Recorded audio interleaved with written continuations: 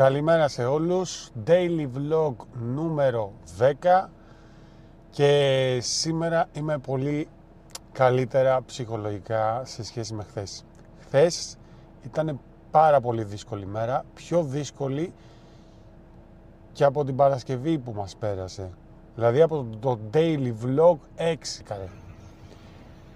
Κοιτάξτε λοιπόν τι ωραίος ουρανός της Αττικής με τι ωραία σύννεφα, κοιτάξτε λίγο.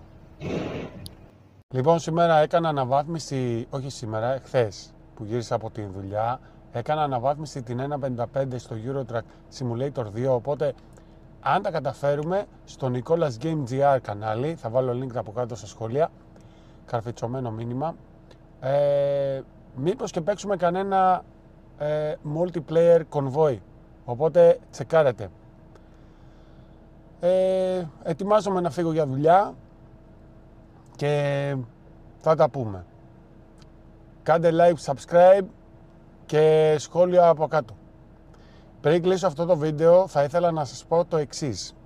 Θέλω να μου γράψετε κάτω στα σχόλια αν θέλετε να συνεχίσω τα daily vlog σε αυτό το κανάλι ή να συνεχίσουμε στο Nicolas Game GR, καθώς το να φτιάξεις ένα καινούριο κανάλι και να το χτίσεις από το 0 είναι αρκετά δύσκολο. Ωστόσο, με τα daily vlog που κάνω έχουμε ανέβει πάρα πολύ ως κανάλι, αλλά θέλει πολύ μεγάλη προσπάθεια. Στο Nicolas Game GR ήδη έχουμε φτάσει κάποιους στόχους και παίρνουμε έσοδα από τις διαφημίσεις. Ο στόχος δεν είναι να βγάλουμε διαφημίσεις, ο στόχος είναι να φτιάχνουμε βίντεο.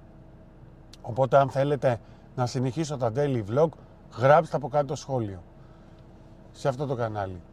Αν θέλετε να συνεχίσω στο Nicolas Game GR, γράψτε θέλω να συνεχίσεις να κάνεις daily vlog στο Nicolas Game GR. Άλλωστε το κανάλι το Nicolas Game GR έχει να κάνει το concept του με games, travels και vlogs. Δηλαδή παιχνίδια, ταξίδια και vlog, συμπεριλαμβανομένων και των unboxing βίντεο. Αυτά λοιπόν, κλείνω, φεύγω για δουλειά και τα λέμε το απόγευμα. Μάλλον σε κάποιο live. Στο Nicolas Game GR, μην ξεχνιόμαστε.